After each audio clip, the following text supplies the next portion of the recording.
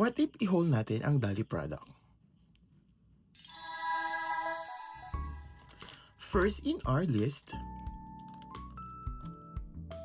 the Shanghai.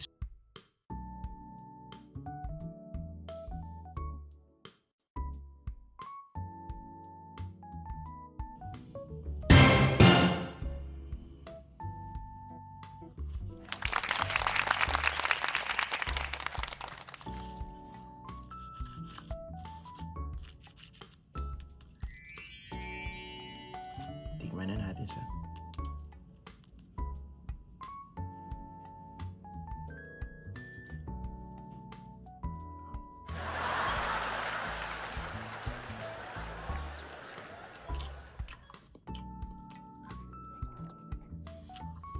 Parang siomai.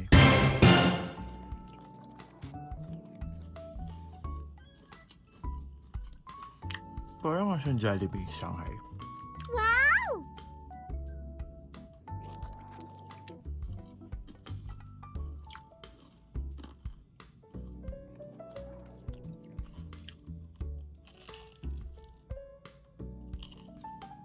Hindi siya yung traditional na Shanghai na makikita natin sa piestahan at sa birthday yan. Iba pa rin yung traditional na Shanghai. Parang hahanapin mo yung carrot, yung lasa ng carrot, lasa ng ano yung yung kinchay, and yung totoong giniling.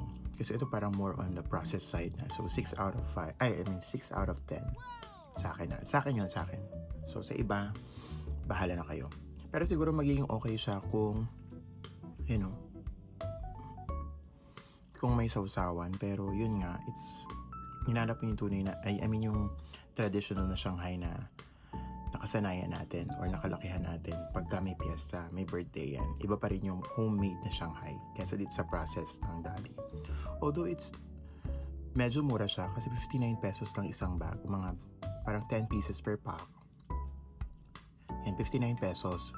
Ano ba naman yung mag-crave ka ng Shanghai, tapos for 59 pesos may 10 piraso ka na, di ba? Lalabas na 6 pesos siya. O sabihin natin 10 pesos each plus yung mantika at saka yung gasol na gagamitin mo. Pero yun, taste, sa texture, yun. Very processed. See you ulit guys sa susunod na Dali Supermarket Haul!